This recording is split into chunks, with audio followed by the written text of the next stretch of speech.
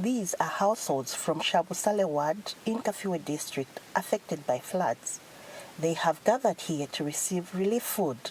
The government has dispatched 30 metric tons of white rice to assist the victims. Kafue District Deputy Council Chairperson Luvious Maiya has commended the government for this gesture.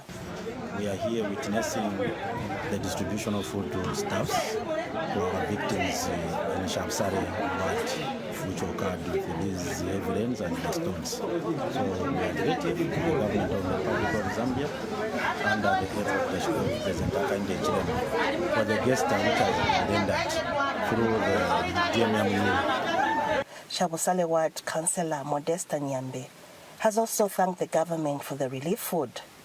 He has also appealed to the local authority to work on the roads that have become impassable due to heavy rains.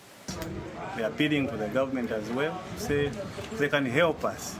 Please, it will go a long way. The roads entry now this time.